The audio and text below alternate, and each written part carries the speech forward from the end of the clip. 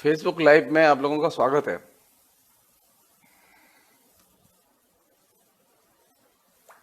मैंने कुछ चीजें इस पीरियड में आपसे शेयर की और उन्हीं की कड़ी में आज की बातचीत रखी है कि ये जो दौर है ये कोरोना के काल को किस रूप में देखें। ये सारी दुनिया के लिए और भारत के लिए खास तौर पर ये पराभव का काल है। ये जितनी दावेदारी हम लोगों ने की ना डेवलपमेंट की, खासतौर पर पिछले 10-15 सालों में जो कुछ हुआ और 6 साल में खासतौर पर जो कुछ हुआ, उसकी पूरी पोल खुल गई है।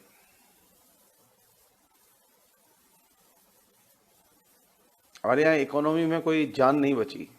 एक झटका लगा है, उसी में हमारी हालत यह है कि हम ये देखने के लिए तैयार नहीं है कि हमारा क्या क्या नुकसान हो गया और हम किस किस अभी कंडीशन में और जा सकते हैं।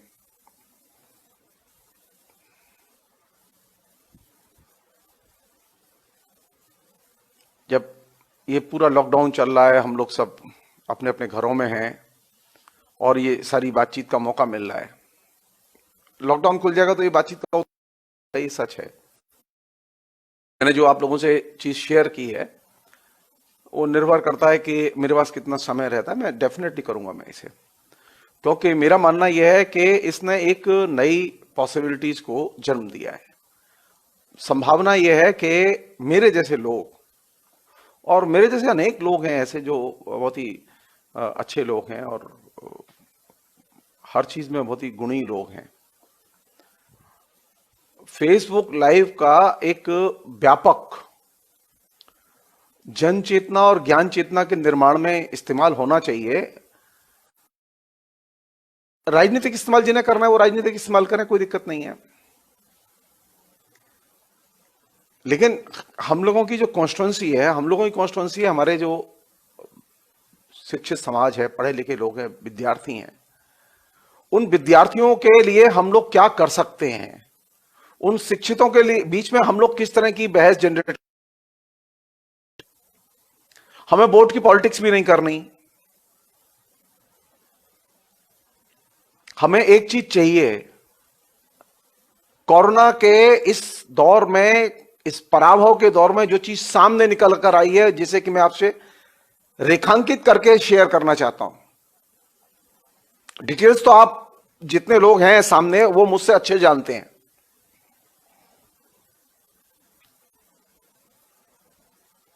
पूरे देश में कह रहा हूं मैं बात ये आपसे, पूरे देश में, और ये मैं अपनी बात नहीं कह रहा हूं, ये सरकार कह रही है, ध्यान रखिएगा,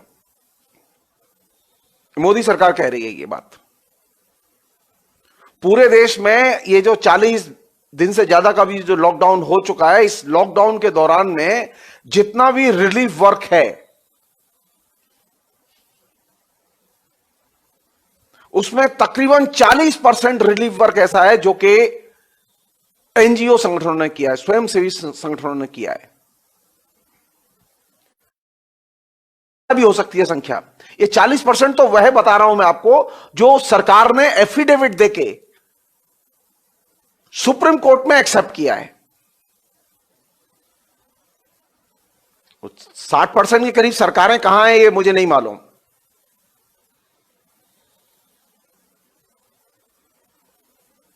संकट की घड़ी में जिस समय सरकार को सब जगह होना चाहिए, गरीबों को खाना बांटने से लेके, राशन बांटने से लेके, उनको दवा देने से लेके, उनका इलाज करने से लेके, उनके हर चीज में मदद से लेकर स्वयंसेवी संस्थाओं ने जिस तरह की महत्वपूर्ण भूमिका निभाई है उसे अंडरलाइन किया जाना चाहिए। और यह अंडरलाइन क्यों किया जाना चाहिए, इस पर मैं खासतौर पर जोर देना चाहता हूं। नरेंद्र मोदी की सरकार जब से आई पिछले 6 साल में, इस सरकार ने और आरएसएस ने मिलकर सारे देश में मीडिया के साथ मिलकर एक सघन प्रचार अभियान चलाया कि ये जो एनजीओ संगठन है ये जन विरोधी और राष्ट्र विरोधी संगठन है।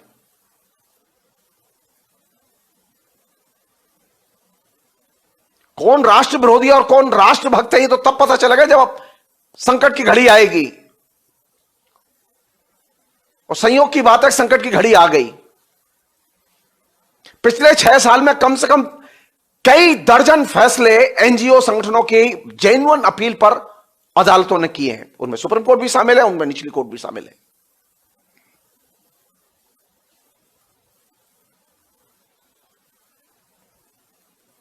समाज में कौन काम कर रहा है अभी?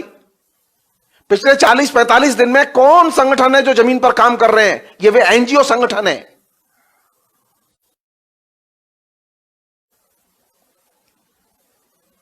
ये नागरिक समाज है, ये सिविल सोसाइटी है। जिस सिविल सोसाइटी को रोज पानी पी पी कर टेलीविजन पर गालियां दी गई।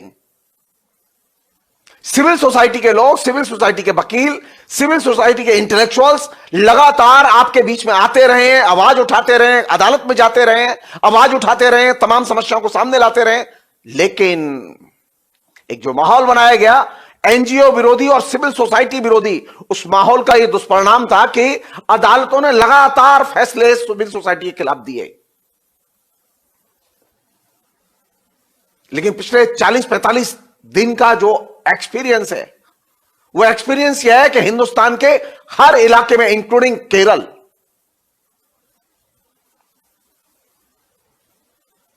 जो सामान्य जनता के बीच में खाना बट रहा है, सामान्य जनता के बीच में जो लोग काम कर रहे हैं, वे कौन लोग हैं? धन्यवाद दिया जाना चाहिए कि नहीं दिया जाना चाहिए? हम पीएम नरेंद्र मोदी से यह पूछना चाहते हैं कि क्या सिविल सोसाइटी के लोग और स्वयंसेवी संस्थाओं को धन्यवाद देने की उनमें हिम्मत है, साहस है? जो भारतीय जनता पार्टी के तमाम किस्म के जो मुख्यमंत्री हैं, भारतीय जनता पार्टी के जो नेता जो पानी पी पी कर सिविल सोसाइटी के लोगों को और एनजीओ संगठनों को गाली देते रहे, और गाली नहीं दी उन्होंने, 20,000 संगठनों को बैन कर दिया, उनके खाते सील कर दिए। और कोरोना के पीरियड का सबसे रिच एक्सपीरियंस यह है कि नीचे कौन काम कर रहा है? एनजीओ।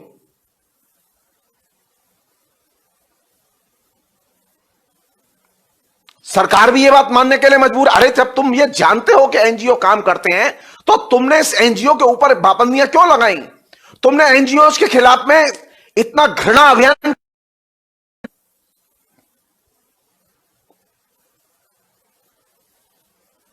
नागरिक समाज लोकतांत्रिक समाज की और लोकतांत्रिक प्रक्रिया की बहुत महत्वपूर्ण इकाई और घटक है।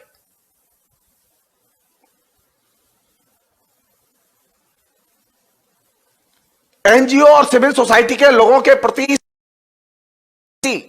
हमारे मध्य वर्ग के लोगों में जो जहर भरा गया है, वे इस बात को सीखें और देखें और सबक लें कि आज हमारे सामने जो लोग काम कर रहे हैं वे कौन लोग हैं? वे एनजीओ के लोग हैं, सिविल सोसाइटी के लोग हैं।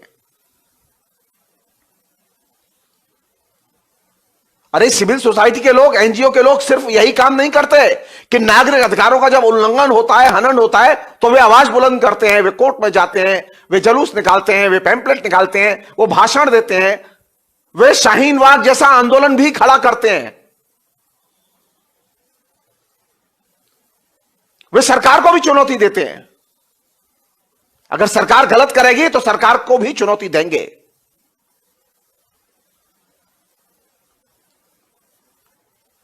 कम से कम अब तो कृतज्ञता व्यक्त करो।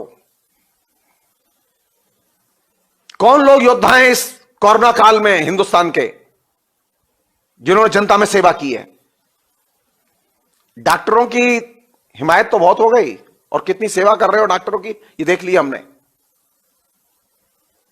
जरा एनजीओ और सिविल सोसाइटी के नेताओं के घरों पर भी फूल बरसा के देखो। पत्थर तो बहुत बरसाए हैं, गालियां बहुत दी हैं। अरे कम से कम फेसबुक पर पोस्ट ही लिख के देखो।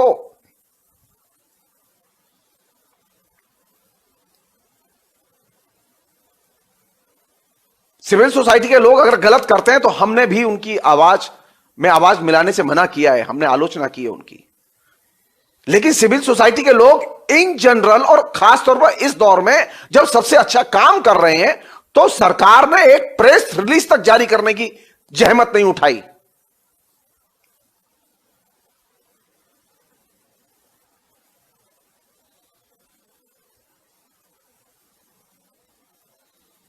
सिविल सोसाइटी और एनजीओ के लोगों के प्रति कम से कम कृतज्ञता तो बनती है।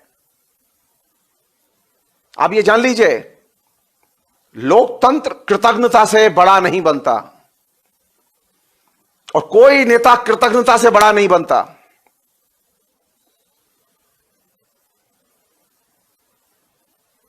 मैं फिर रिपीट कर रहा हूं, मैं कई बार पहले कह चुका हूं, फिर रिपीट कर रहा हूं, सरकार बताए कि वो कौन से कैंप चला रही है जहां गरीब लोग खाना खा रहे हैं।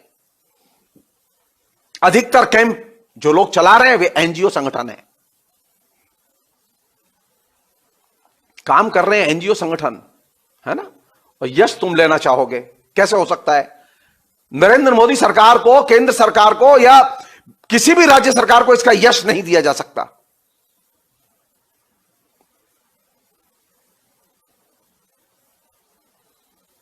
सिविल सोसाइटी के लोग, एनजीओ के लोग लगातार हर जगह जनता के बीच में काम कर रहे हैं, राशन बांट रहे हैं, खाना बांट रहे हैं, उनके घरों तक जा रहे हैं। पुलिस नहीं जा रही। मैं मथुरा में रहता हूं, आपको बता सकता हूं, मथुरा के शहर के अंदर का हिस्सा एकदम सील किया हुआ है, बंद है, सारी दुकानें बंद हैं। यहां तक कि आपको सामान्य सा कोई भी सब्जी वाला भी नहीं मिलेगा। उत्तर प्रदेश सरकार ने यह दावा किया हुआ है कि वह घर घर सामग्री पहुंचाएगी, और यहां हालत यह है कि कोई सामग्री पहुंचाना दूर रहा, कोई जवाब देने वाला नहीं है।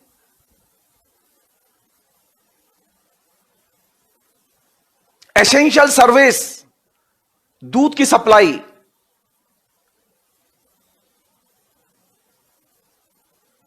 एसेंशियल सर्विस भी प्रभावित हो रही है इससे। ये देश चल रहा है ये। कल मैं एक आरएसएस के नेता से बात कर रहा था, बहुत पुराना नेता, जो खैयट नेता। जानते हो, मन में अभी भी जहर भरा हुआ है कि इस जनता ने हमारे साथ में दगा किया, इसलिए इससे बदला लिया जाएगा।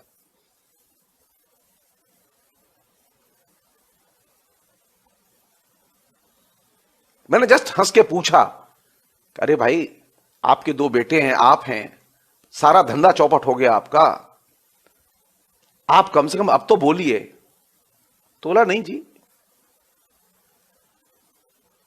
जब दिमाग में यहां तक भरा हो कि अपना धंधा भी चौपट हो गया, घर से निकल नहीं सकते, खाने के पैसे नहीं हैं, इससे आप अंदाजा लगाइए कि लोगों के दिमाग को कितना विषाक्त कर दिया गया है। हम सब लोकतांत्रिक लोगों की यह जिम्मेदारी बनती है, यह चैलेंज है हम लोगों के लिए कि आम लोगों के अंदर यह साहस पैदा करें कि वे बोलें। आम लोगों के अंदर यह साहस पैदा करें कि वे जो कुछ आंखों के सामने अच्छा हो रहा है उसकी प्रशंसा करें और बुरा हो रहा है उसकी आलोचना करें।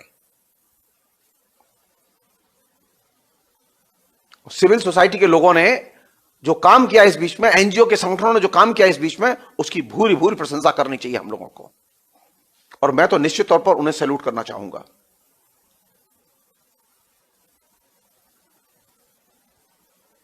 अरे, आपको कोई चीज दिखाई नहीं देती? आपको अचानक कहीं कोई अरुंधति राय का कोई बयान दिखाई दे जाएगा तो आप उसके पीछे लग जाएंगे, लेकिन आपको कोई भी किसी भी किस्म का सिविल सोसाइटी के लोगों की ओपिनियन और अच्छी बात दिखाई नहीं देती। कमाल का जहर भरा हुआ है नागरिक समाज के प्रति, नागरिकों के प्रति, और आप सरकार चलाना चाहते हैं, वो भी लोकतंत्र में। हमारी यह गुजारिश है न्यायपालिका से कि न्यायपालिका सिविल सोसाइटी के प्रश्नों और डाली गई पिटीशंस के बारे में अपना पूर्वाग्रहपूर्ण रवैया त्यागे और सरकार का पिछलग्गू बनना बंद करे।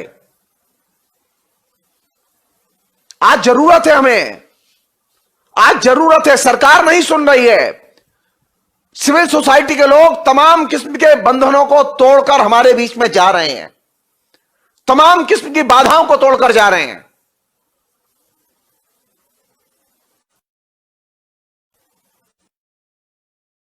न्यायपालिका को सिविल सोसाइटी के द्वारा उठाए गए प्रश्नों पर त्वरित एक्शन लेना चाहिए।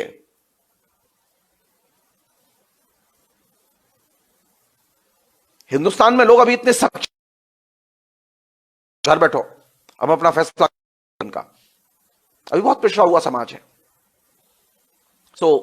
मैं जो चीज, पहली चीज इस पराभव काल में जो सबसे बढ़िया चीज और शानदार चीज घटी है वो ये कि जो एनजीओ और सिविल सोसाइटी के लोग हैं उन्होंने बहुत शानदार काम किया है, उसे मैं सैल्यूट करना चाहता हूं और इसे अंडरलाइन करना चाहता हूं कि क्राइसिस में बार बार सिविल सोसाइटी के लोग खड़े उतरे हैं, उन्होंने अपने बेहतर रिजल्ट दिए हैं और यह हमारे लिए अच्छी चीज है। एक अन्य चीज जो कि ज्यादा जरूरी मुझे लगती है कि इसके साथ साथ सोचें हम लोग,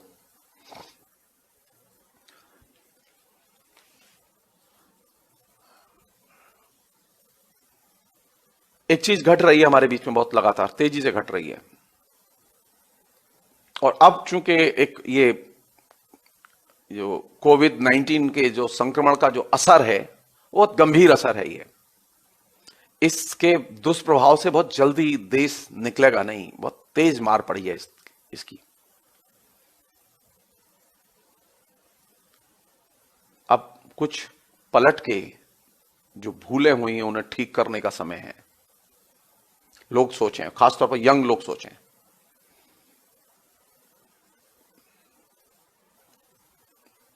ये जो एसएमएस कल्चर है ना रीडिंग की,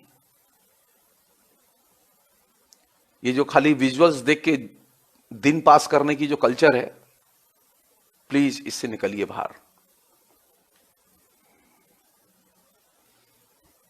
नॉलेज का अगर परम तत्व एसएमएस है तो इससे बाहर निकलिए। ये एसएमएस की कल्चर, ये व्हाट्सएप यूनिवर्सिटी की कल्चर जिससे आप पिछले 6 साल से आपकी धुलाई हुई है और आप यहां तक पहुंच गए हैं, इसने आपको एक ऐसी जगह फेंक दिया है जहां आपके पास में कुछ नहीं बचा। कल मैंने एक बात कही थी, मैं आज दूसरी बात कह रहा हूं उसी कड़ी में।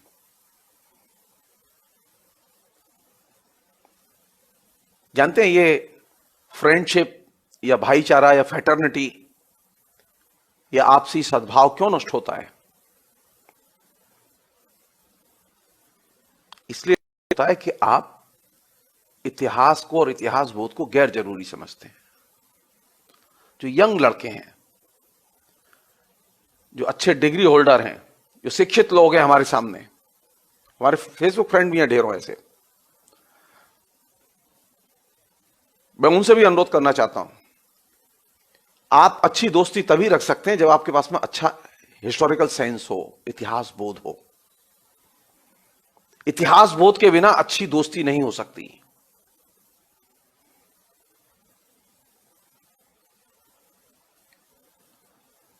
ये कोरोना काल में जो एकदम जमीन से साट दिया है पूरे समाज, दर्शन, राजनीति, हर चीज जमीन से एकदम साट दी गई है। कैसे खड़े होंगे? कैसे हमारी दोस्ती मजबूत बनेगी? कैसे सामाजिक भाईचारा मजबूत बनेगा? एसएमएस के जरिए नहीं, व्यक्तिगत संवाद 1 से 2 के बीच में और इतिहास बोध, ये 2 चीजें बेहद जरूरी हैं। आपने 6 साल एक्सपेरिमेंट करके देख लिया बिना इतिहास बोध के, सिर्फ एसएमएस कल्चर के जरिए। हमारे कहने से मान लीजिए आप हमारी बात, मैन टू मैन डायलॉग,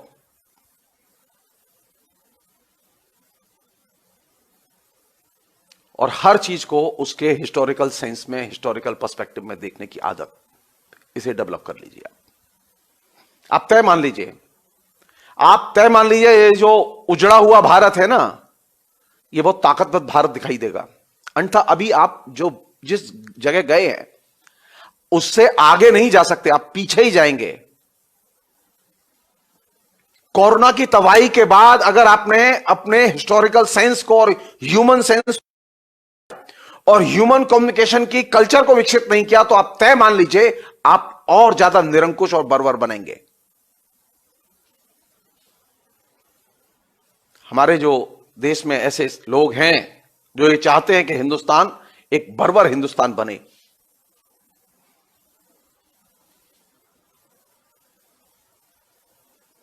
क्योंकि उन्हें देश के लिए और कुछ नहीं चाहिए, उन्हें सेना चाहिए, हथियार चाहिए, पुलिस चाहिए, जनता नहीं चाहिए। जनता एकदम जाहिल रहे तो कोई दिक्कत नहीं है, विश्वविद्यालय एकदम बंद हो जाए तो कोई दिक्कत नहीं है,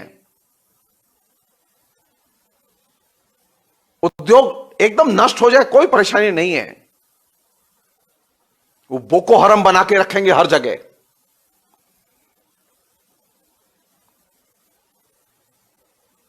जो पहली पहली चुनौती है ये कि कोरोना वायरस के संक्रमण ने समाज को जहां जमीन पर लाके पटक दिया है, अगर वह इस जमीन से खड़ा होना चाहता है तो उसे मानवीय संवाद, मानवीय संबंध और इतिहास बोध, इनको बचा के नए सिरे से खड़ा करना होगा।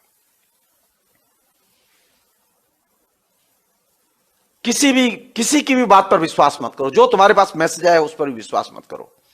तुम्हारा कितना भी घनिष्ठ दोस्त तुम्हें मैसेज भेजे तब भी विश्वास मत करो। मेरी बात पर भी विश्वास मत करो जब तक कि तुम पूछ न लो उससे, बात न कर लो उससे।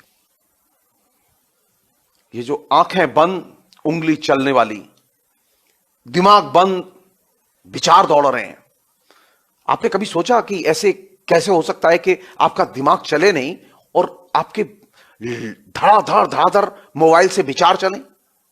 ये कैसे विचारों का उत्पादन है भाई, जिसमें दिमाग नहीं चलता? लिखने वाले का, कट पेस्ट करने वाले का दिमाग नहीं चलता। ये जो नई जो संस्कृति विकसित हुई है विवेक के बिना विचारों की तरफ दौड़ने की, विचारों को प्रसारित करने की, ये तो बहुत ही भयावह और बर्बर संस्कृति है। मैं कह रहा हूं वो चाहे कितने ही पवित्र विचार हों, आप यही कहिए कि भगवान विष्णु के बारे में गीता में यह लिखा था, आप इसी को कट पेस्ट करके आप जब आप पेस्ट करते हैं और लगातार भेजते हैं तो आप जानते हैं क्या करते हैं? आप सिर्फ एक जंगली काम करते हैं। विचार का आपके दिमाग से बहुत गहरा संबंध है। विचार का सिर्फ कम्युनिकेशन से संबंध नहीं है। सो नया जो संकट खड़ा हुआ है हमारे सामने वो ये कि हमारे यहां विचार दौड़ रहे हैं लेकिन दिमाग जहां था वहीं है। विचार के साथ में दिमाग एकदम डिस्कनेक्ट हो चुका है और ये जो विचार और दिमाग के बीच में जो डिस्कनेक्ट है, इस डिस्कनेक्ट को ठीक करने की जरूरत है। आपके इस डिस्कनेक्ट का ही फासिस्ट संगठन फायदा उठा रहे हैं क्योंकि आप सोचने के लिए तैयार नहीं है। आपको अगर सोचने के बाद यह लगे कि नरेंद्र मोदी सही कर रहे हैं, आप डेफिनेटली लिखिए नरेंद्र मोदी के बारे में, लेकिन पहले सोचिए, पहले उसके तर्क जुटाइए, पहले उसके प्रमाण जुटाइए और उसके बाद में लिखिए कि नरेंद्र मोदी बहुत अच्छा सोच रहे हैं, बहुत अच्छा कर रहे हैं। अभी तक पिछले 6 साल में आपने जो किया है उसमें दिमाग और विचार के बीच में जबरदस्त खाई पैदा हो गई है। आपका दिमाग एक तरफ तो वो सोचता ही नहीं है और विचार किंतु दौड़ रहे हैं। मैंने जो अपने अनुभव में जो लोगों को देखा, बातचीत करते हुए सुना, मैंने ये पाया कि दिमाग का और विचार का एकदम जो संबंध होता था वो अब संबंध टूट चुका है। जो आदमी हमसे बात कर रहा है वो अपने दिमाग का उपयोग नहीं कर रहा है। उसने कहीं से कोई चीज पढ़ी और उसे जो का त्यों वो कट पेस्ट, बातचीत में भी कट पेस्ट हो रही है वो चीज।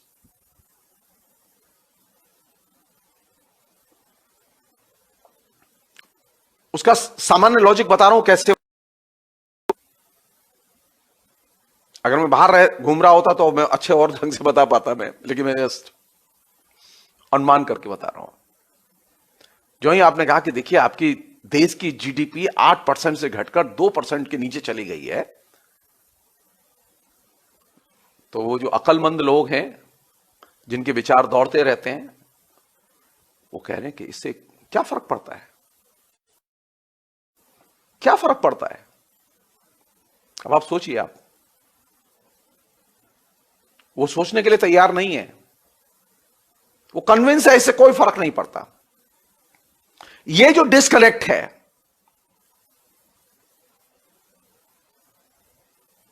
ये डिस्कनेक्ट ब्रेक किया जाना चाहिए। आप चाहे जिस विचारधारा के पक्ष में लिखें, लेकिन सोचकर विचार करके लिखें। मुझे कोई आपत्ति नहीं है आपके किसी भी किस्म की आइडियोलॉजी के मानने में, आप चाहे हिटलर की पूजा करें, आई डोंट बॉदर, लेकिन सोच लो, दिमाग में एकदम उसे परखो, लॉजिक से, विज्ञान से, तर्क से, तथ्यों से। तो ये जो डिस्कनेक्ट आपके दिमाग में बना है, मैंने बुद्धि का और विचार का, इस डिस्कनेक्ट को दूर करने की जरूरत है। ये जितनी जल्दी दूर होगा उतना ही समाज रिकवर करेगा। और नहीं तो आप तय मान लीजिए, आपको एक तो कोरोना ने मारा है और दूसरा इन लोगों की इन हरकतों ने मारा है, जिन्होंने कि हमारे जीवन में ये जो मोबाइल टेक्नोलॉजी, ये वर्चुअल टेक्नोलॉजी, ये जो इंटरनेट, ये जो साइबर जगत, ये जो उन्होंने एक कंपलसरी एलिमेंट के तौर पर डेवलप किया है, उसने दिमाग और विचार इन दो के बीच में गैप पैदा कर दिया है। ये सिर्फ एक पार्टी या एक व्यक्ति की बात नहीं है, ये बड़ी समस्या है, समस्या है जो हमारे बीच में डाल दी गई है और हम इसमें अभिशप्त हैं अब मरने के लिए। एक अन्य चीज,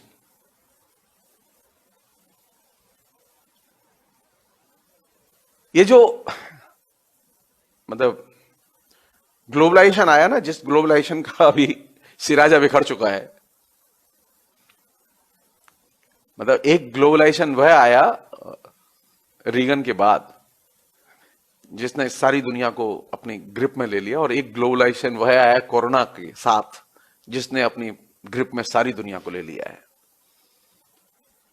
कोरोना के ग्लोबलाइजेशन ने इकोनॉमिक ग्लोबलाइजेशन की एकदम कमर तोड़ दी है।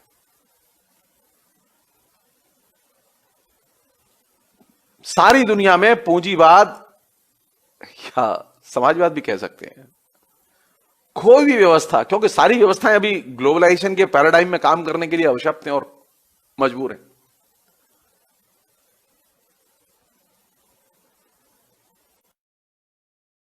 साल में ग्लोबलाइजेशन के क्रम में हमने जो एक चीज विकसित की अपने बीच में, वो क्या चीज थी?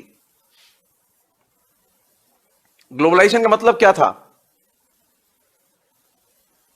हम लोग तरह तरह की व्याख्या करते रहते हैं ना, उसका ये था, वो था, वो था। मैं उन व्याख्याओं में नहीं जाना चाहता, वो सब अपनी व्याख्या अपनी जगह ठीक है, जितनी सबके आपके पास हैं।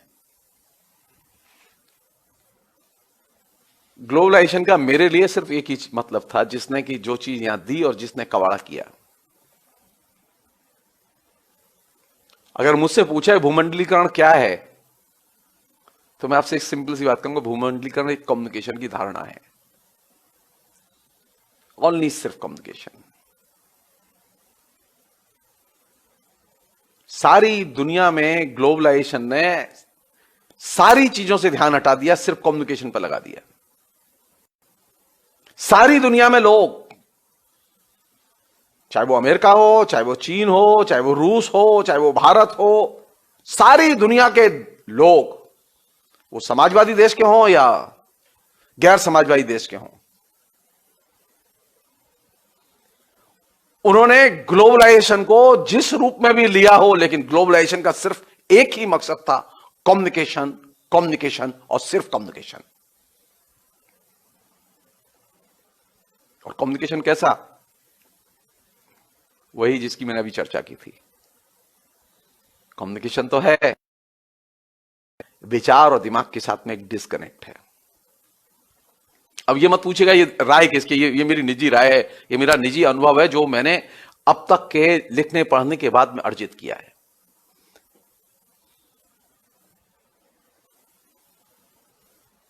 आप ये भी कह सकते हैं मेरा इंटेलेक्चुअल प्रॉपर्टी राइट है।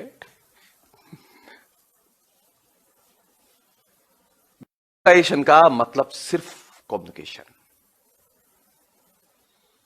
और कैसा कम्युनिकेशन? सो आप अगर जानना चाहें कि ये जो पराभव भारत जो पैदा हुआ वो किसके गर्व से पैदा हुआ, तो मैं कहूंगा कि ये ग्लोबलाइजेशन के गर्व से पैदा हुआ, जिसने कि हमें ये धारणा दी कि ग्लोबलाइजेशन का मतलब कम्युनिकेशन, कम्युनिकेशन और सिर्फ कम्युनिकेशन, और एक ऐसा कम्युनिकेशन जिसका कि दिमाग और विचार में कोई कनेक्ट नहीं है।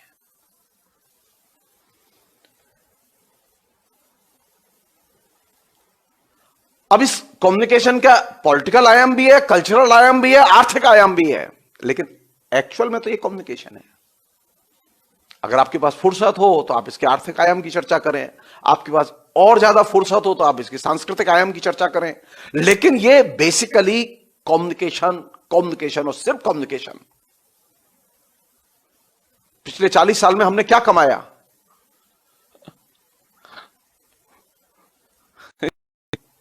यही जो सिर्फ कम्युनिकेशन। मजदूर संगठन टूटे, राजसत्ताओं के पराभव हुए, डेमोक्रेसी कमजोर हुई सारी दुनिया में। इंटरनेट के आने के बाद में, ग्लोबलाइजेशन के बाद में सारी दुनिया में डेमोक्रेसी कमजोर हुई है, लोकतंत्र कमजोर हुआ है, लोकतांत्रिक मूल्यों का ह्रास हुआ है, प्रतिगामी विचारों का एक तरह से बड़े पैमाने पर उत्पादन और पुनरुत्पादन और कम्युनिकेशन बढ़ा है। आप जितनी भी रैशनल चीजों की उपलब्धि आप पहले प्री ग्लोबलाइजेशन एरा में आप देखते थे, वो सारी चीजें रिवर्स में चली गई हैं। क्यों? क्योंकि एक ही चीज हुई, पहले सोचते थे फिर करते थे, अब करते हैं लेकिन सोचते नहीं है, और जो सोचते हैं उसे करते ही नहीं है। सो ये जो नया जो दौर है, नया जो ग्लोबलाइजेशन का रेला है जिसमें हम लोग फंसे हुए हैं, अब हमारे लिए प्रधानमंत्री ने क्या किया? एक ही चीज काफी है, वो खाली एक भाषण दे दें अपना, एक बयान दे दें अपना। सोनिया गांधी ने क्या किया? सोनिया गांधी एक स्टेटमेंट दे दें अपना, यानी ओनली कम्युनिकेशन। कौन सी चीज हम हजम कर रहे हैं राजनीति में? सिर्फ कम्युनिकेशन, सिर्फ कम्युनिकेशन।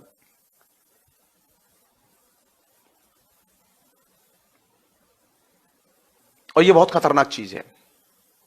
अगर मुझसे पूछे, मैं टोटलिटी में, समग्रता में कहना चाहता हूं कि ये जो कम्युनिकेशन में हर चीज रिड्यूस हो गई है, हर चीज संकुचित कर दी गई है, हर चीज अल्टीमेटली कम्युनिकेशन में ही जाके बदल जाती है, रूपांतरित हो जाती है, यह अपने आप में बहुत खतरनाक चीज है।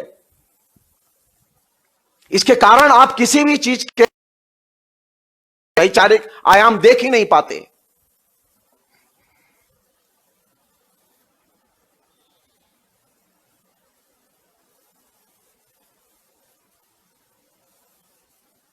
आपको यह अंदाजा ही नहीं रहता कि आखिर ये जो कम्युनिकेशन है, और ये सिर्फ कम्युनिकेशन है, आप इस दायरे से कैसे निकले बाहर। मनमोहन सिंह ने क्या किया? मनमोहन सिंह ने 10 साल क्या किया? उन्होंने भी सिर्फ कम्युनिकेशन किया, कस के कम्युनिकेशन किया, पूरा एक्सपेंशन किया कम्युनिकेशन का।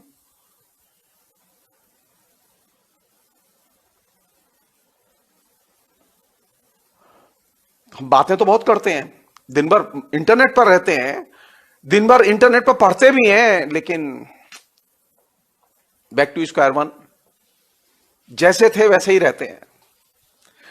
मसलन एक छोटी सी हम एक इस रूप में देखें, जो आदमी सबसे ज्यादा टेलीविजन देखता है, जो आदमी सबसे ज्यादा टेलीविजन के सीरियल देखता है, जो आदमी टेलीविजन पर सबसे ज्यादा फिल्में देखता है, टेलीविजन के सीरियल उस आदमी को, उस दर्शक को सांस्कृतिक तौर पर समृद्ध करते हैं या सांस्कृतिक तौर पर खोखला करते हैं? मेरा अनुभव तो यह है, और भी बाकी जो मीडिया के लोग हैं उनका भी अनुभव यह है कि सांस्कृतिक तौर पर यह चीजें आपको खोखला करती हैं, आपको सांस्कृतिक तौर पर समृद्ध नहीं करती। आप चाहे रामायण देखें, चाहे उसमें भारत एक खोज देखें, या उसमें बुनियाद देखें, या अभी जो नए सीरियल आ रहे हो वो देखें।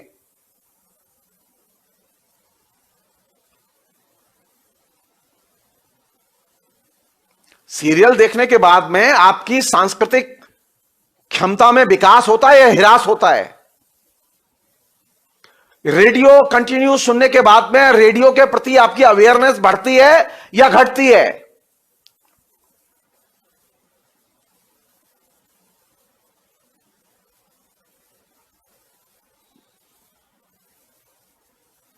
फिर वही एक समस्या रहेगी कि आप अपने सांस्कृतिक क्षय को नहीं देख पा रहे, आप सिर्फ कम्युनिकेशन को देख रहे हैं क्योंकि आपने सीरियल देखा, आप उससे ज्यादा सोच ही नहीं रहे हैं।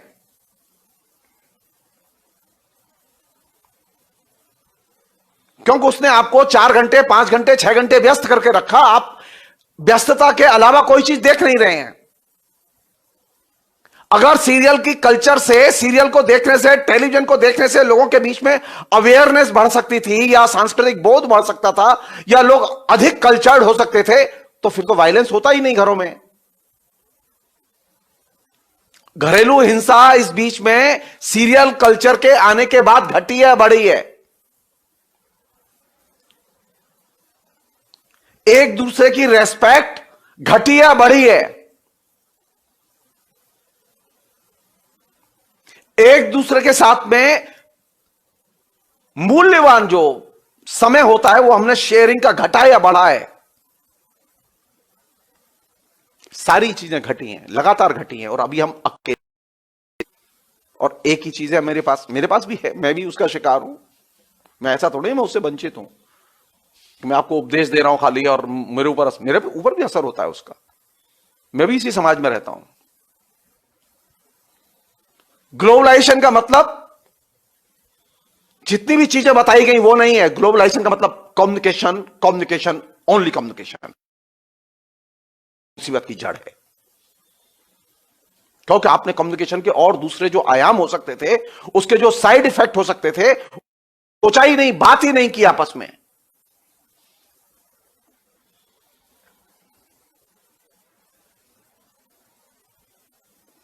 एक और चीज है, जब ये ग्लोबलाइजेशन का चारों तरफ विस्तार हुआ, विकास हुआ, पूरा पैराडाइम उसके निर्मित कर दिए गए, सारे आधार बना दिए गए, और अब उन आधारों पर हम लोग एकदम मूव कर रहे हैं, सरकारें चल रही हैं उन पर। एक ही चीज का वायदा किया था ग्लोबलाइजेशन ने, कि सांस्कृतिक विकास हो, संस्कृति का खूब प्रचार प्रसार होगा।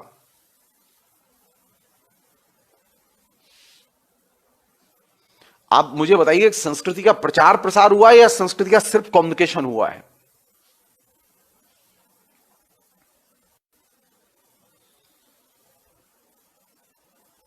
हाँ, जगह जगह बहुत सारे जिसे कहें कि मनोरंजन पार्क खुल गए हैं, जगह जगह मॉल में बहुत सारे थिएटर्स खुल गए हैं, सब चीजें खुली हैं। ऐसा थोड़ा ही है, पूरा नेटवर्क डेवलप हुआ है इस बीच में। लेकिन इस नेटवर्क का टोटल आउटकम क्या है?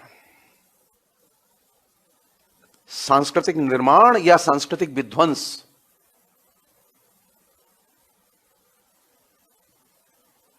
अरे साधारण सी बात आप समझ लीजिए, पहले जो एक सामान्य सिनेमा हॉल था जिसमें आप सिनेमा देखने जाते थे, अभी भी कुछ शहरों में वो होंगे, तो वहां टिकट बहुत सामान्य दर पर मिलता था, 20 रुपए, 30 रुपए, 10 रुपए, 50 रुपए। अभी भी कोई ज्यादा महंगा टिकट नहीं है वाले लोग जो है। लेकिन आप जब मॉल में टिकट लेकर सिनेमा देखने जाते हैं तो आपके पैसे ज्यादा खर्च होते हैं या कम खर्च होते हैं? होना यह चाहिए था कि जब आपने मॉल बनाए, नए स्टूडियो बनाए इस तरह के सिनेमा के प्रसारण के लिए, तो आप वो उसकी टिकटें सस्ती, उल्टा किया आपने, टिकटें 4 गुना, 5 गुना, 10 गुना महंगी कर दी। अब फिल्म रिलीज होती है, फिल्म रिलीज होते ही टिकट होती है 500 रुपए की, 400 रुपए की।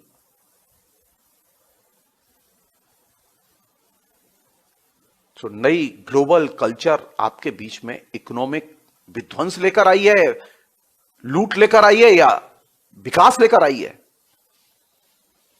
आपने कभी सोचा ही नहीं कि ये सिनेमा हॉल पहले भी थे, उसमें फर्स्ट क्लास था, सेकंड क्लास था, उसमें और भी बालकनी थी, सब चीज थी।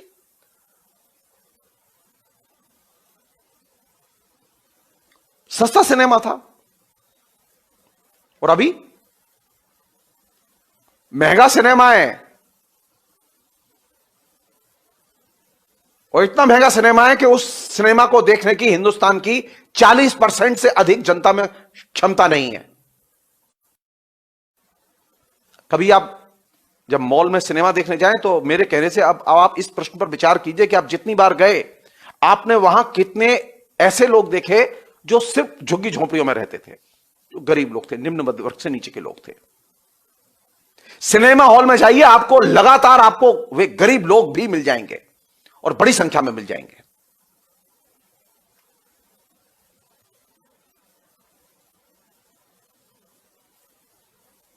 तो सामाजिक अंतराल, गैप संस्कृति के उपभोग को लेकर बढ़ा या घटा? पहले सिनेमा हॉल गरीब भी देख सकते थे, आगे की सीट पर बैठते थे, सस्ती टिकट आती थी।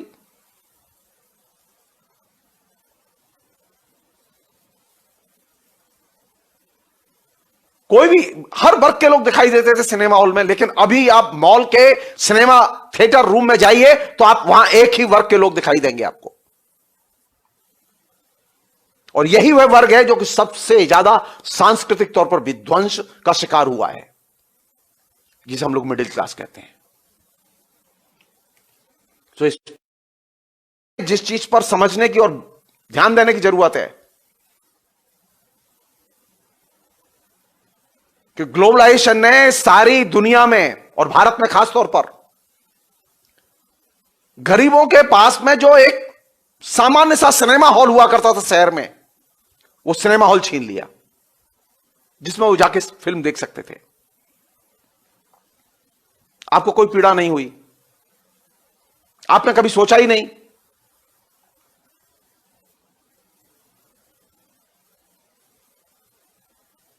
यहां से शुरू करना होगा आपको। जिन लोगों ने ये सांस्कृतिक नीति बनाने का ठेका लिया हुआ है हिंदुस्तान में, उन्हें यहां से देखना होगा कि हिंदुस्तान का वह आम नागरिक, वह साधारण हिंदू जो झोपड़ी में रहता है, वह साधारण मुसलमान जो एक खोली में रहता है, वो ऐसे सिनेमा देखे।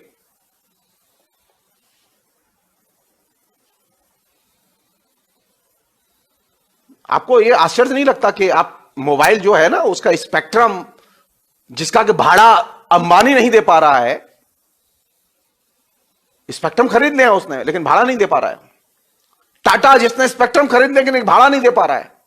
और उसकी उदारता देखिए, वह जो सरकारी स्पेक्ट्रम है उसको वो 1 GB 2 GB 40 रुपए में, 30 रुपए में, 50 रुपए में बेच रहा है। किसका विध्वंस हो रहा है इससे? जो आया वो एक आर्थिक विध्वंस लेकर आया और लूट लेकर आया।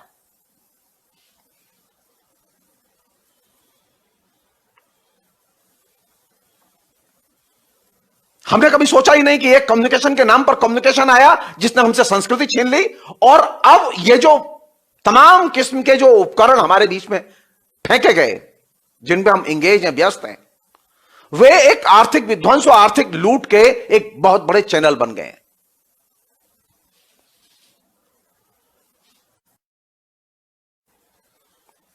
तो नई सिरे सोचना होगा सारी चीजें। मैं ये नहीं कह रहा हूं कि मोबाइल बंद कर दूं, नहीं, मैं ये नहीं कह रहा हूं। मैं तो ये कह रहा हूं कि सारी मोबाइल कंपनियों का राष्ट्रीयकरण करके भारत सरकार अपने हाथ में ले ले। फिर मैं देखता हूं कैसी देश सेवा चलती है इनकी। क्यों नहीं कर सकते हम लोग? क्यों नहीं कर सकते हम लोग? अगर तेल में इतना ही फायदा है और तेल में इतना ही लूटपाट में फायदा है, तो हम क्यों नहीं कर सकते कि हम सारी तेल कंपनियों का राष्ट्रीयकरण करें? क्यों नहीं कर सकते हम लोग? क्यों नहीं कर सकते हम लोग कि पूरे के पूरे मेडिकल सिस्टम का नेशनलाइजेशन करें और एजुकेशन का नेशनलाइजेशन करें? नेशनलाइजेशन की कल्चर की तरफ आपको लौटना होगा। आपने जो निजीकरण की कल्चर पिछले 40-45 साल में कल्टीवेट की थी, जिसने कि विध्वंस ही विध्वंस पैदा किया समाज में। निजी शिक्षा के क्षेत्र के सार्वजनिक शिक्षा को एक तार उसे नष्ट किया। लौटाएंगे कि नहीं लौटाएंगे? उधर नहीं लौटेंगे तो जनता लौटाएगी। कहने का मेरा मतलब यह है कि अब फिर नए सिरे से नेशनलाइजेशन की, राष्ट्रीयकरण की मांग हमारी एक प्रमुख मांग होगी। अगर भारत को इस पराभव से निकालना है और भारत को समृद्ध बनाना है। अंबानी के पास पैसे नहीं है। आप सोच रहे थे कि अंबानी देश को चलाएगा और जियो को चलाएगा। अंबानी के पास पैसे नहीं है। वो अंबानी अभी फेसबुक को उसने 10% बेचा है। अभी एक दूसरी कंपनी आई है, उसने भी अभी 10% या 12%, 5.5-6 जा रही है। अंबानी के पास पैसे नहीं, वो लगातार बेच रहा है।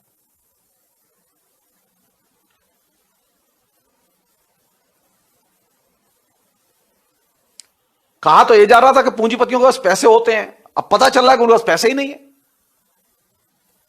सरकार से आप आए थे निकल के इसलिए क्योंकि आपके पास पैसे नहीं थे।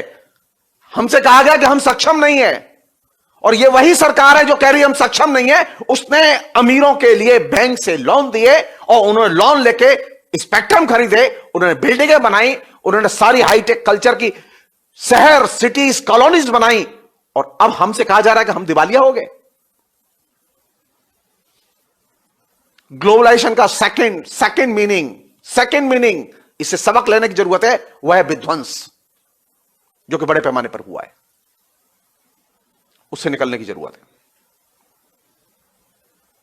अरे ये महंगाई भत्ता छोड़ दीजिए, अब मत दीजिएगा किसी को महंगाई भत्ता, आप मत दीजिएगा डीए किसी को, कोई फर्क नहीं पड़ेगा लोगों के ऊपर। लेकिन आप ये बताइए कि इस आर्थिक लूट को कैसे रोकेंगे?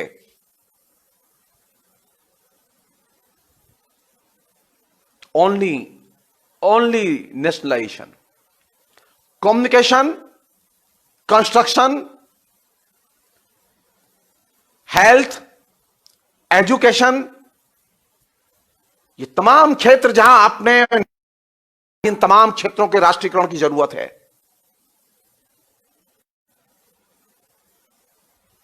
आप अगर राष्ट्रीयकरण नहीं करेंगे ना, तो आप तय मान लीजिए जनता राष्ट्रीयकरण कर देगी।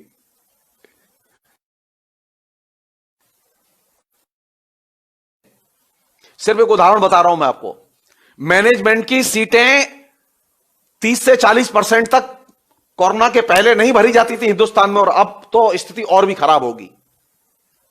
बिल्डिंगें बनी रहेंगी। क्यों भाई, क्यों बनी रहेंगी बिल्डिंगें तुम्हारी?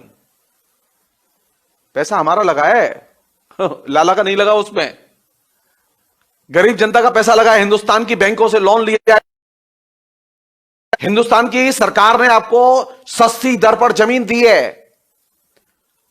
शिक्षा के राष्ट्रीयकरण की इसलिए जरूरत है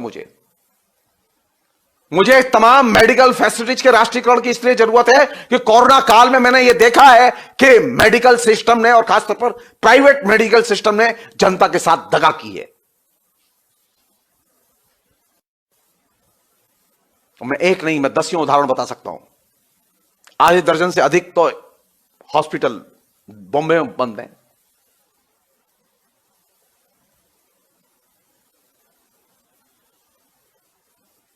एक अन्य पहलू जो कि इस पूरे के पूरे इस पराभव के काल से निकलने में हमारी मदद कर सकता है, सोचने की जरूरत है उस पर, वो ये कि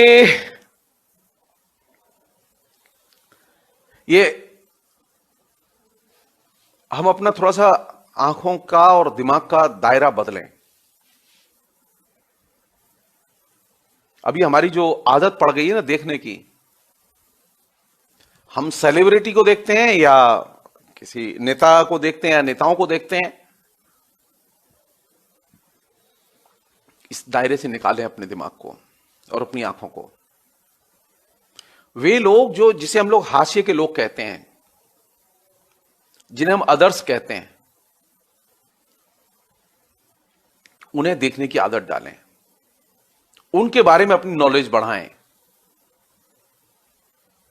पिछले 40-45 साल में जो चीज चली है, जिसने कि अब नहीं, अभी जो एक बहुत भयानक स्थिति है ना, ये जो 30-35 लाख लोग जो अभी लौटना चाहते थे, हम लोग जानते नहीं है कौन है, कहां से आए,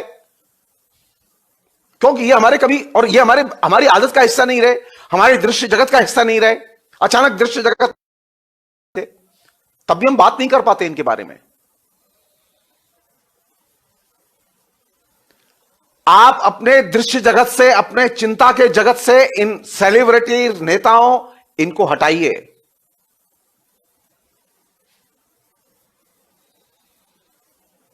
और हाशिए के लोगों को लाइए केंद्र में।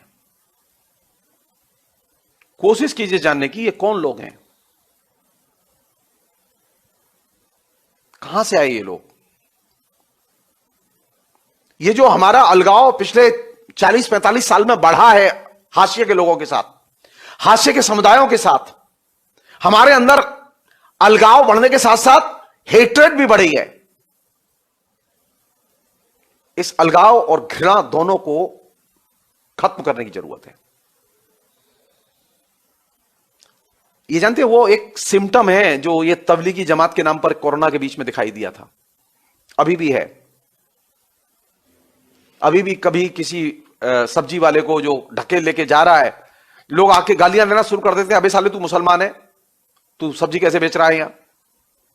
मथुरा में रोज ये घटनाएं हो रही हैं, और इसके चलते हुआ क्या कि अब शहर के अंदर सब्जी के कोमचे लेके आना बंद कर दिया मुस्लिम लड़कों ने।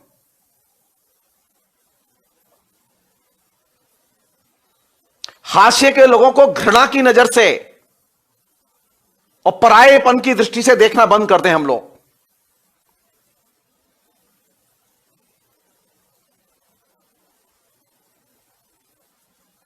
जो लोग घृणा का प्रचार कर रहे हैं उनसे भी हाथ जोड़कर कहें, भैया तू भगवान का भजन कर ले, तू राम जी की पूजा कर ले जाके, तू मुसलमानों के खिलाफ मत बोल, तू शूद्रों के खिलाफ मत बोल, तू जाके बांके बिहारी मंदिर में जा, भगवान की पूजा कर। घृणा से अच्छा है वो भगवान की पूजा करे, मैं उसकी तरफ श्रद्धा की नजर से देखूंगा।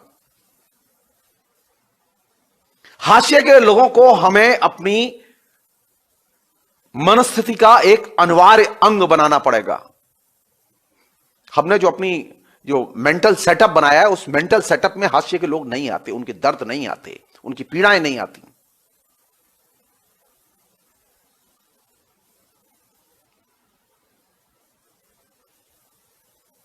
हमारे लिए वो एक मतलब बहुत ही अजीब सी, पराई सी चीज हो गई है, अजनबी सी चीज हो गई है। जबकि वास्तविकता यह है कि हिंदुस्तान का समाज ऐसे लोगों का समाज है जिसमें एक बड़ी संख्या है इन हाशिए के लोगों की, जिन्हें हम नहीं जानते। सो ग्लोबलाइजेशन ने जो हाशिए के लोगों के साथ में जो हमारी दूरी बनाई थी, उस दूरी को हमें इस बीच में कोशिश करनी चाहिए कि वो अब खत्म हो। और आखिरी बात इस पूरे प्रसंग में,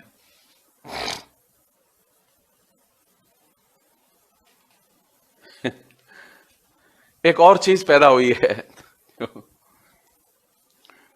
जो कि अब हो सकता है कि इस पर कुछ लगाम लगे, रोक लगे, हो सकता है सोचें।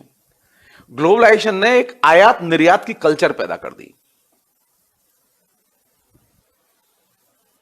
अब हर चीज जो है ना, वो आपको चाहिए तो बाहर से मंगा लीजिए। मतलब अगर आपको मसलन अब आपको फूल ही लगाने हैं, तो आप अपने माली से कहते नहीं है फूल लाने के लिए, आप सीधे दुकान जाते हैं और दुकान से प्लास्टिक के फूल खरीद लाते हैं। और प्लास्टिक के फूल कहां से आ रहे हैं? वो चीन से आ रहे हैं।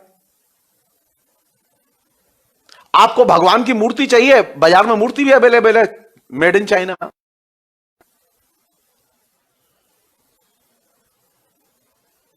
एक विकसित हुई पिछले 30-35 साल में, जिसने कि अब एकदम पूरे बाजार को एकदम कब्जे में ले लिया है, वो है आयात निर्यात की संस्कृति।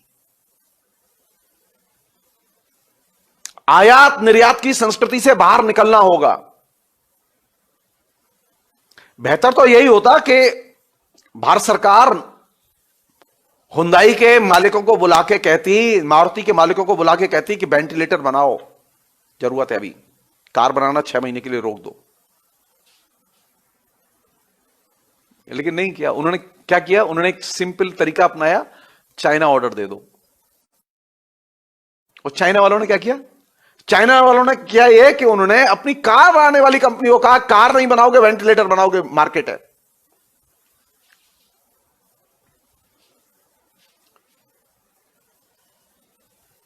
चाइना में कार बनाने वाली कंपनी वेंटिलेटर बना सकती है, लेकिन हिंदुस्तान में कार बनाने वाली कंपनी वेंटिलेटर नहीं बनाएगी। वो कहते हैं बाहर से मंगा लो।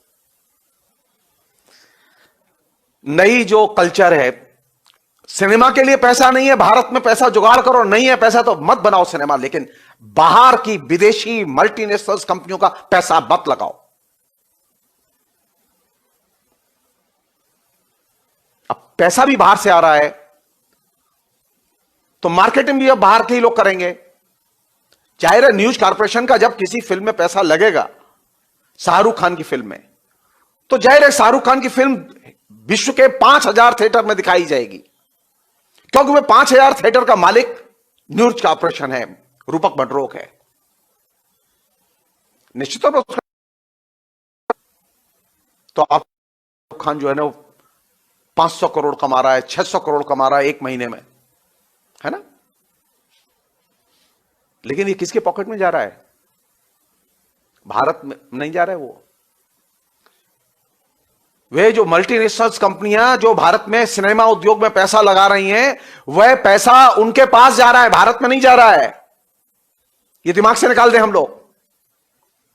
आयात निर्यात की कल्चर में आप सांस्कृतिक तौर पर और ज्यादा विपन्न होंगे।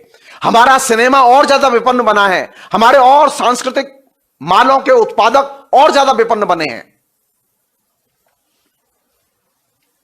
बेहतर तो यही होता कि अगर मुझे विष्णु भगवान की 500 मूर्तियां चाहिए तो मैं अपने यहां लोकल ऑर्डर देता, लेकिन मैं लोकल ऑर्डर नहीं देता, मैं तो सीधे चाइना से मंगाता हूं। तो मेरा जो कुम्हार है, जो मूर्ति बनाता है, वो कुम्हार खाएगा और कमाएगा कैसे?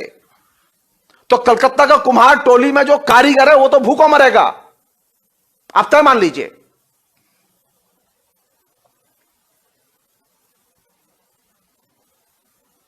सो ग्लोबलाइजेशन ने जो आयात निर्यात की कल्चर पैदा की थी, उस आयात निर्यात की कल्चर ने आपके आत्मनिर्भरता के हर स्तर पर, आत्मनिर्भरता को हर स्तर पर क्षतिग्रस्त किया है।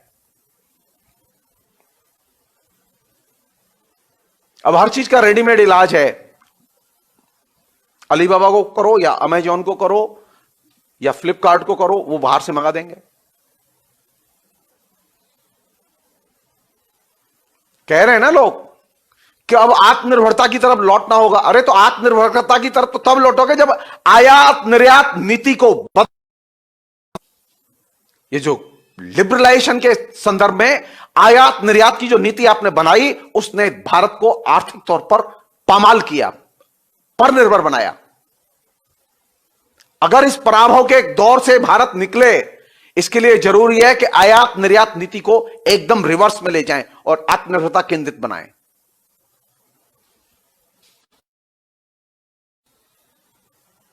मसलन अभी से आप सोचिए कि आपको दीपावली पर कितने लक्ष्मी गणेश चाहिएंगे। आप अपने कुम्हारों को ऑर्डर दीजिए कि बनाओ और हम बेचवाएंगे तुम्हारा, बजाय इसके कि चाइना के लोग अपने कुम्हारों से कहें कि बनाओ और हम बिकवाएंगे। नीति बदलो, नीति बदलो, आयात निर्यात की नीति बदलो। बंधन बार, जो प्लास्टिक के बंधन बार हैं, वो फूलों के बंधन बार में बदलें। ये जो प्लास्टिक कल्चर है, जिसने भगवान के मंदिर को और हमारे घर को एकदम घेर लिया, इस प्लास्टिक कल्चर से निकलो। ये जो आर्टिफिशियल संसार है ना, उसका ये रिफ्लेक्शन है, ये प्लास्टिक कल्चर। आयात निर्यात की संस्कृति, आयात निर्यात की जो नीति, जो पहले देखने में लगती है कि ये जो आयात निर्यात की नीति बदली जाए, और इस आयात निर्यात की नीति को जब आप बदलेंगे और उसके केंद्र में किसको लाएंगे? आयात निर्यात की नीति बदल के अगर आत्मनिर्भर भारत का समाज बनाएंगे तो उसके केंद्र में भगवान राम नहीं होंगे। भगवान राम नहीं होंगे, मैं रिपीट कर रहा हूं इसे। वो गरीब मजदूर होगा, वो मेहनतकश होगा, वो गांव का किसान होगा जो कि खेतों में तमाम चीजें पैदा करता है, वो माली होगा जो तमाम किस्म के फूल पैदा करता है। आप कैसी कल्चर पैदा करना चाहते हैं? आप कैसा आत्मनिर्भर भारत बनाना चाहते हैं?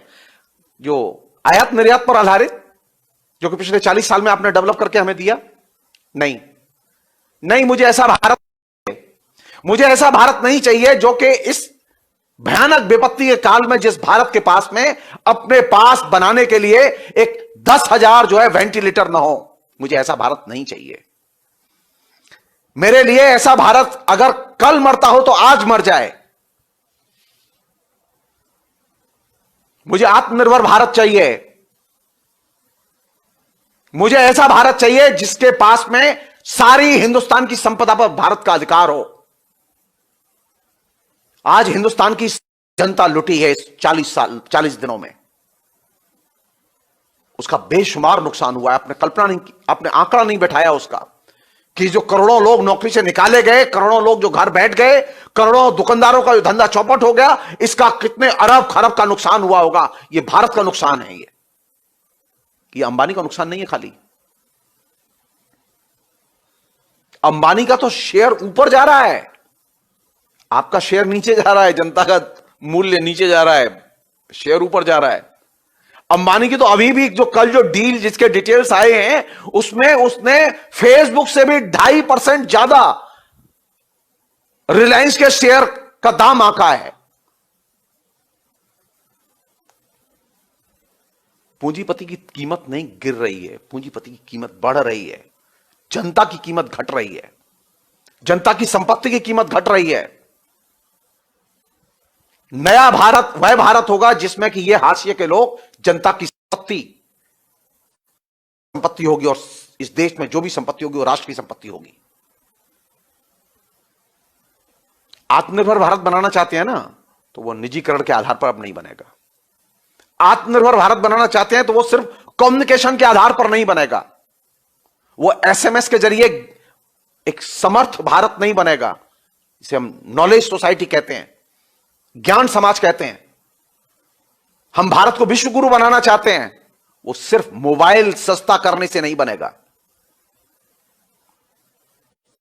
मोबाइल सस्ता बेचने से ही बन जाता और मोबाइल को सुनने से ही आदमी बन जाता, तब तो फिर कोई पढ़ाई लिखाई की जरूरत ही नहीं थी, और मेरी भी कोई जरूरत नहीं थी, मेरे जैसे शिक्षितों की कोई जरूरत नहीं थी। ये जो लेमैन की सोसाइटी में लगातार ठेल ठेल के एकदम बीपीएल कार्ड होल्डर जो बुद्धि का होता है, औसत दर्जे से भी नीचे दर्जे की बुद्धि जो पिछले 40 साल में पैदा हुई है, इस औसत दर्जे की बुद्धि के दायरे को तोड़ना होगा।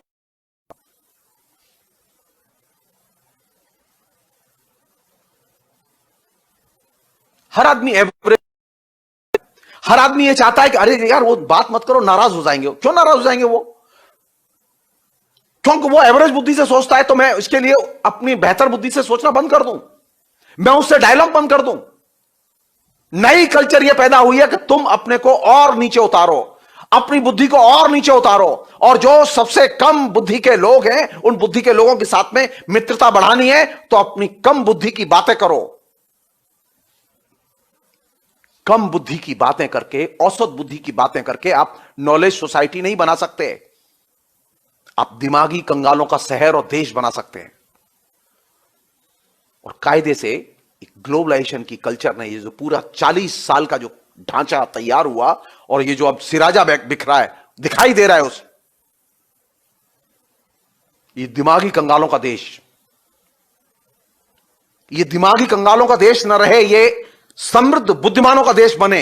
इसके लिए जरूरी है कि इसको नए सिरे से उन तमाम चोर दरवाजों को बंद किया जाए जिन चोर दरवाजों के जरिए हिंदुस्तान की जनता को खोखला और पामाल किया गया। और यह हम सबकी जिम्मेदारी है। ये पराभव भारत, ये महान भारत कैसे बने, यह हम सबकी जिम्मेदारी है। देखना होगा कि आने वाले समय में सरकार इस दिशा में क्या सोचती है, हमारे इंटेलेक्चुअल्स क्या सोचते हैं। मैं अंत में फिर कहना चाहूंगा कि इस दौर में सबसे बड़ी ताकत जिसने हमारा सम्मान रखा, इस देश का सम्मान रखा, वह है सिविल सोसाइटी के लोग और वह एनजीओ के लोग, जिन्होंने जनता की सबसे कष्ट के, मैं अंत में फिर उन्हें सैल्यूट करना चाहूंगा। मैं सैल्यूट करना चाहूंगा उन्हें, और मैं उन लोगों को यह जवाब देना चाहूंगा जिन लोगों ने एनजीओ और सिविल सोसाइटी के खिलाफ में पिछले 6 साल तक जहर उगला। एनजीओ और सिविल सोसाइटी के लोगों ने अपने काम से उनके जहर का प्रत्युत्तर दिया है, और एक नागरिक सभ्यता की तरह प्रत्युत्तर दिया है।